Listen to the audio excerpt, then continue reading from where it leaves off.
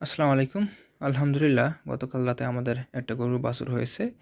ওই গরুটাই নিয়ে ২য় বারের মতো বাছুর দিল এবং আলহামদুলিল্লাহ সে ২ বারেই বকনা বাছুর দিয়েছে। আমাদের বকনা বাছুরই দরকার। আর ফ্রিজিয়ান যে গরুগুলো আছে সেগুলোর বকনা বাছুরের বেশি মূল্য। কারণ বকনা যে বাছুরগুলো আছে ফ্রিজিয়ান, এরা ভালো দুধের গাভী হয়, ভালো, ভালো বাচ্চা দেয়। এজন্য সবার চাহিদা থাকে বেশি বকনা বাছুর। বকনা বাছুর আবার হয়ও কম। তো আলহামদুলিল্লাহ আমাদের কেন জানি অনেক, অনেক বকনা হচ্ছে। আমাদের বকনার দরকার, কারণ আমরা হচ্ছে দুধের খামার করতে চাই, মানে দুধের গাভী করতে চাই। আর ভালো দুধের গাভী কখনো আপনি হাট বাজারে নিয়ে এসে করতে পারবেন না। কোনো না কোনো সমস্যা থাকবে। আর কেউ কখনো তার ভালো জিনিসটা, ভালো গাভীটা বিক্রি করতে চায় না। বিশেষ করে যে ফ্রিজিয়ান যে গাভীগুলো আছে, সেই ভালো গাভী কেউ বিক্রি করতে চায় না। অনেকে হয়তো ঠেকা পড়ে বা বিপদে পড়ে বিক্রি করে, কিন্তু সেগুলো পাওয়াটাও টাফ। আপনাকে সবাই যেগুলো দিবে, দেখা যাচ্ছে বয়স অনেক হয়ে গেছে বা কোনো সমস্যা, রোগ ব্যাধি আছে, বিক্রি করতেছে।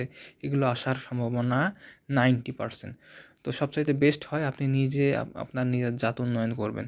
তো আলহামদুলিল্লাহ আমাদের বকনা বাছুরের দরকার এবং আলহামদুলিল্লাহ প্রচুর বকনা বাছুর হচ্ছে আমাদের ফার্মে অলরেডি। এই যে এর বয়সে, মানে ২-৩ মাস বয়সের মধ্যে ৫টা বকনা হয়ে গেছে। মানে বাচ্চা যে হইতে আছে লাগাতার, আ যে কয়েক মাস আগে, ৩.৫ মাস আগে যে বাচ্চা হলো ওটা বকনা। এরপরে আরও ৪ টা হইছে, সবগুলাই আলহামদুলিল্লাহ বকনা।